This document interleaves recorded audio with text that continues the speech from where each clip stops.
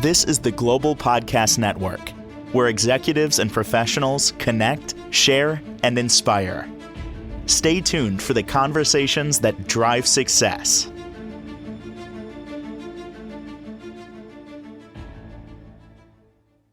There's different analogies that people use, being on the treadmill of life, the hamster wheel, all of that. The autopilot, where rinse and repeat, just, Groundhog Day, just like yesterday, just do the same thing, but we don't feel fulfilled. There's some joy missing. We're just doing our day. Imagine if you were conscious, intentional in your day and know that you're moving life forward and just feel what's been missing. We're going to talk about that and switch you off of autopilot, put you in control of your life with the help of somebody that has so much experience in offering that. Positive intelligence is one of those ways, but she's also certified mindful health and wellness coach. Of course, positive intelligence mental fitness coach, deals with every aspect of everything you need to pilot your life forward in a very productive, positive way. Mindy Tueller is back with us. How is everything in your world today? Oh, thank you, Steve. It's great. How about you? I was on autopilot for a while there, back in the day. Um, Mhm. it's almost like when you shut the autopilot off, that you live in the now, like you're present. It's the weirdest kind of thing. I mean, it doesn't happen overnight. It takes time to get there. But would you say that that kind of describes not being on autopilot? I think ultimately that's where we want to get. Um, it can be uncomfortable at first to move out of autopilot because some of those things that you relied on before that made you feel maybe a little safer, maybe a little more in control or perceived control, they're gone now. Hmm. And so we find ourselves without some of those seemingly, stable things in our lives. And we have to decide what are we going to do. But once you stop being on autopilot and you become more aware, I don't know that you can go back. So the only way is forward. I'm thinking about that now and I get it. Like I don't, that was a different mode of operation for me. And not that there was anything wrong with it, but yes, it was very safe. And not to say that life isn't safe when you switch the autopilot off, but you're open to new experiences. Do you think a lot of this, Mindy, comes from faith, confidence, realizing you have more resilience than you ever thought you did? Yeah. And at the heart of those, I think, is this. And this is what I want and hope everyone to get to.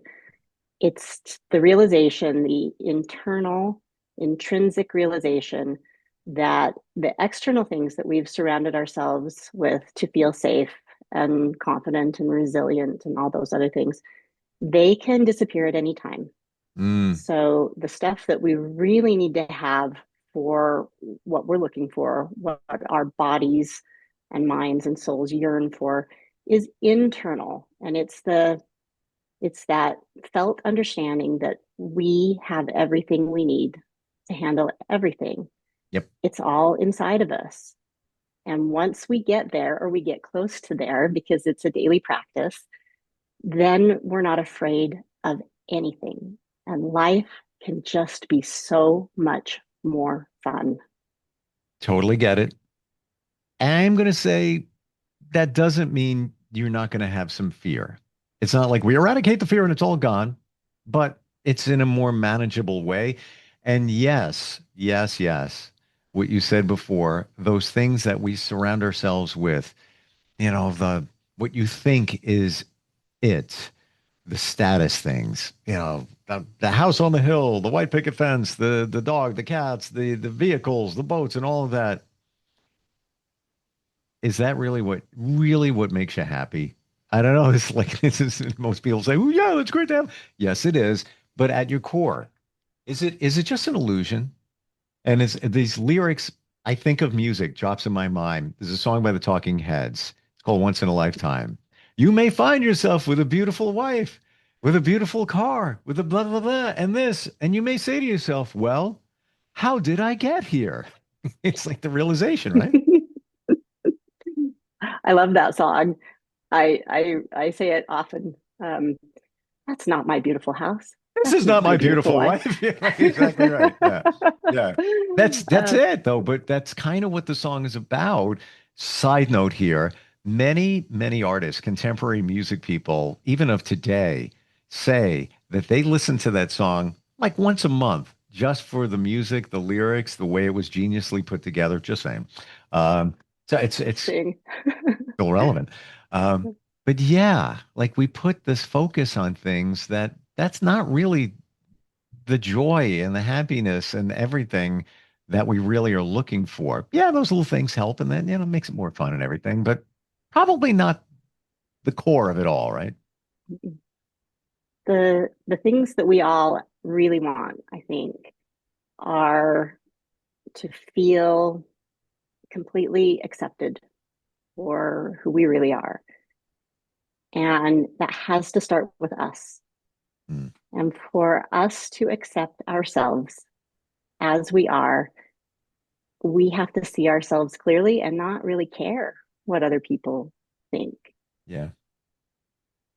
And I don't know about you, Steve, but the people I find myself most attracted to are the ones who are completely at home with themselves. Yeah.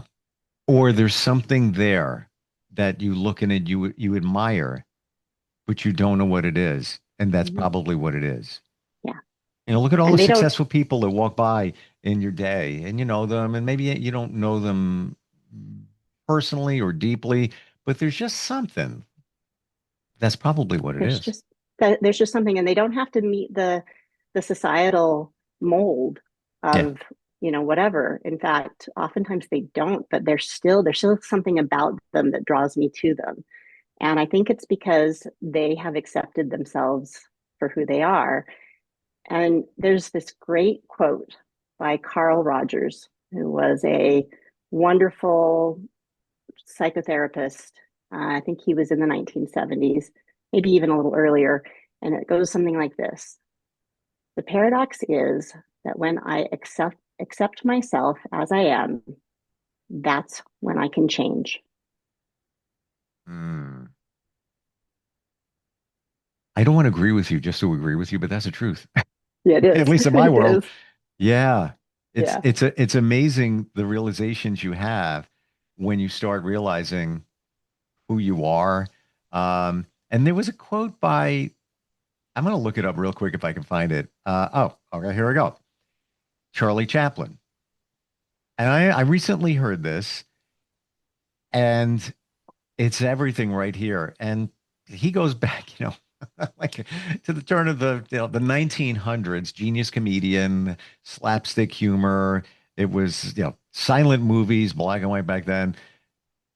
But he was way deeper than I thought. I just thought he was just a goofball. This is his quote. As I began to love myself, I found that anguish and emotional suffering are only warning signs that I was living against my own truth. Today, I know this is authenticity. And there's a little bit more there, but wow. I mean, that's it, isn't it? Yeah.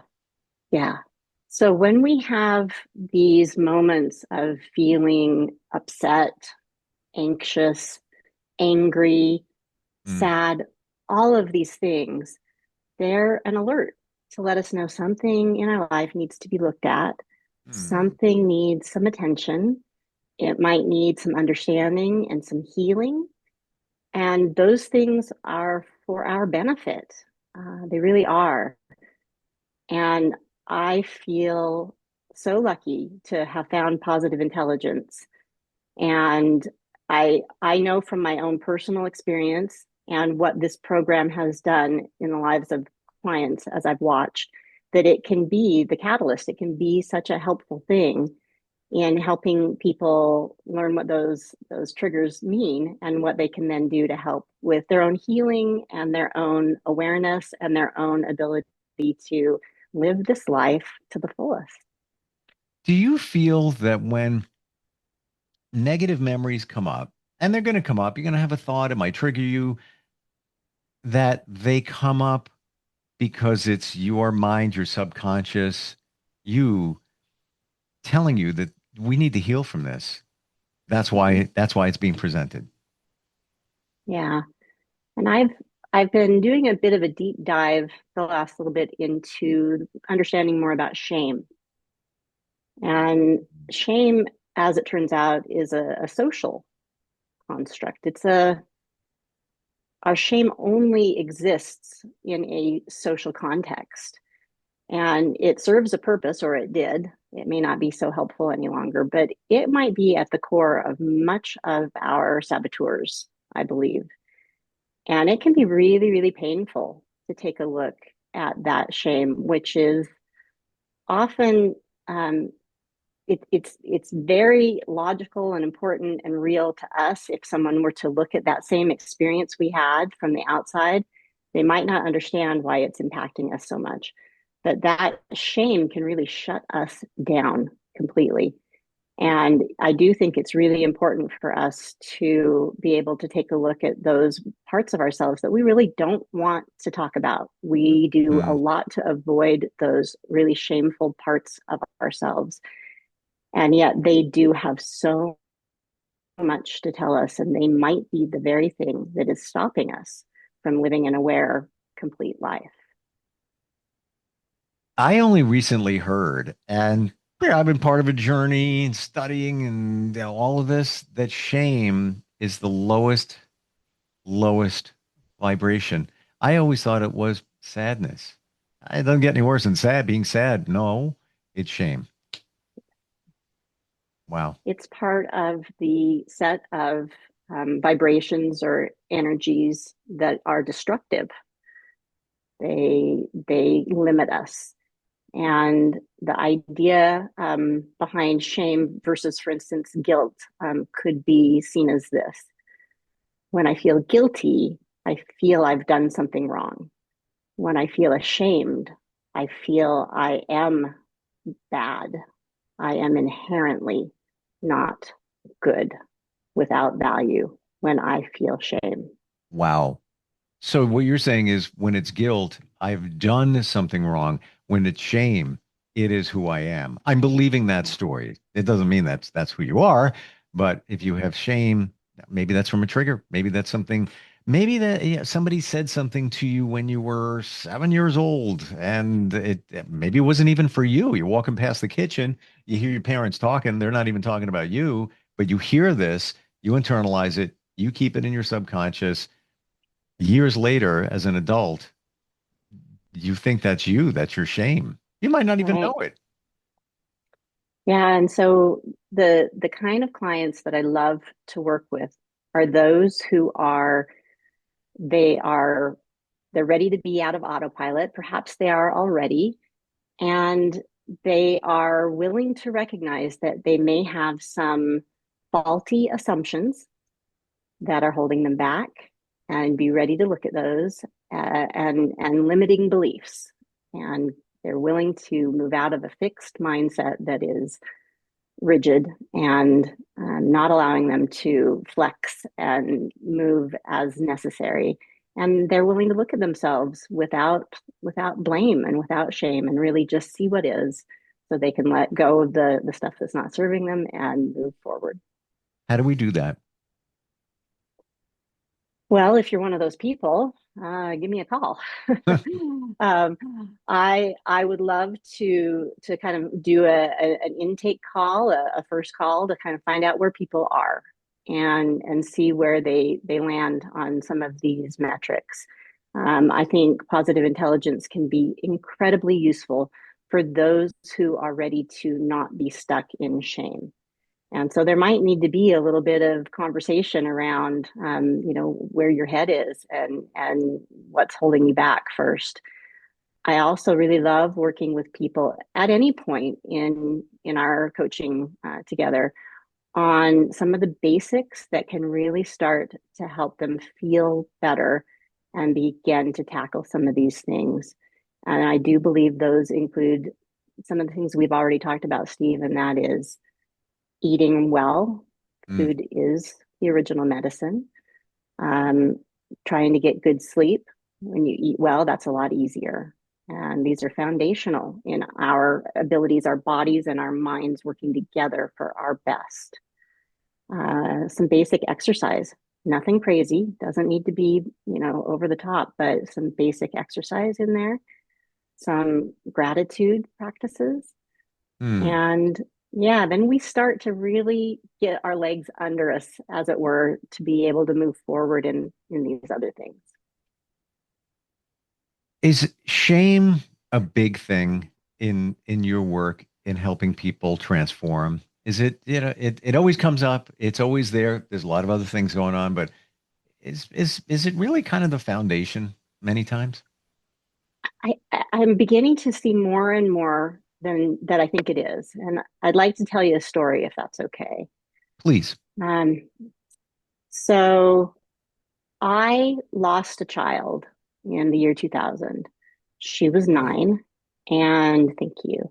And she was hit when she was riding her bike. She was hit by a car. And I've had, lots and lots of experiences since that time that have put me where I am today. But about 2 years ago, I was doing much better, much better. I'd found positive intelligence, had had that spiritual experience that I mentioned a couple of calls ago, and my friend and I, she said to me, "Do you feel your daughter around you?" And I said, "I have to admit that I don't." And she said, "I think you have some work to do." And she was right. hmm. So I found a wonderful, wonderful coach who is trained in positive intelligence and also grief. And I worked with her, and I was really nervous to work with her because I knew I had to face some stuff that I had been putting off for many years. And she was so incredibly helpful. And the thing that I ended up doing in this wonderful program that is a step by step program that was perfect for me because I'm a linear thinker and it made such sense. But at the end, what it really was, Steve, was me looking at my shame. Wow. It was facing the fact that I hadn't been the best mom. But that was the story you told yourself. I think the story I was avoiding telling myself any stories. I just didn't want to deal with it at all. But this beautiful process has you go back and feel the tough stuff and name those feelings and spend time in them. And then it helps you to see what you need to do. And in my case, I needed to ask her forgiveness. Wow. Thank you for sharing that. Can it's wow. um, Another thought I have here. Do you feel that we're all grieving something? Okay, so here's the realization I think I've been having in the last little bit. I've been connecting some dots and I'd love to hear your opinion. I think so. This program that I went through on grief, they use the phrase that when we're feeling grief, it's often because we wanted better, different, or more in the relationship that is gone now. I Better, mean, wow. different, or more. And so, as I try and feel that in light of what I went through, I believe that grief sometimes can be synonymous with shame. Because I know for me, when I want something better, different, or more in a relationship, I am the only one who can make it different on my end. I have to just be responsible for my part of that relationship. And so I do think for me, the label of grief I put on that feeling towards my daughter and her death was because I hadn't done it better, different, and more. Do you feel that, and I very much appreciate you sharing that because it makes a lot of this clear for all of us. Do you feel that you were you were just stuck in time? Like you took it, you put it over here, you didn't process it either way, and then in seeing it, there's where the healing came. But the more and more I think about our lives, it's grief. And yes, that can be shame, but there's all different types of grief. Yeah. Grieving a relationship, uh, grieving the end of a job. It doesn't even compare to losing a loved one, especially a child, but it's still grief. And I more and more I look at it, I think and we don't even know it. You may have had a parent. Listen, my dad passed when I was 21. Didn't have the best relationship with him. When I met him, I'm going to say it. I filed it away, put it away. I'm still grieving. I don't even know I am. I know I am. Come on. You don't just, it just doesn't go away. You need to, and for the same reasons. And I wrote those down. Better, different. And I want to tell you, Steve, so you're right. And the name of this grief program is the grief and loss. It's about grief and loss. Loss. Yeah. Loss. And they say we get taught how to acquire things, but we are not taught how to lose something. Thank you for saying that because I'm piling on the word grief, and a lot of times it conjures up a certain image. But what is grief? It's losing something, Mm-hmm. and we lose things all the time. I'm not talking about your keys. I'm talking about big things that we hold on to for obvious reasons. But until you move past it, and many times, shame. You could look back at a passing of a relative, what's shame? Should have tried harder. Should have spent more time with them. Should have did this different, this more. All those words you just said, that's all there. Wow. So I totally agree with you, as with this lovely coach that I worked with, that grief and loss and shame, they get in the way of us really being able to be our full selves. So yes, to everything that you said. And I do feel that positive intelligence can be incredibly helpful. And sometimes we do have to do those other things first. And I would love to help anybody who thinks they are ready to do that. Beautiful. And yes, I knew positive intelligence is so impactful. Now I see it in different ways, especially when you combine, you know, loss and all of that going on here. What's the best way, Mindy, to connect with you? Well, I'd love to hear from people if they'd like to text me. My number is 801-673-1700, or you can get in touch with me via my website, consciouslife.coach. I'm usually not at a loss of words. I kind of am right now. I just want to say thank you for what you're doing and what you shared, and you just want people to heal. Yeah, I That's do. I want passion. people to feel as good as I do now, and I've never been as excited to be alive. So Appreciate it. Thank you for this podcast especially, but all the other ones. And yeah, I've heard about PQ reps and all of that, and how it can help you. I kind of looked at it I don't want to, I'm not saying negative, more of in a superficial way. Yeah, that's really cool. Yeah, it can be.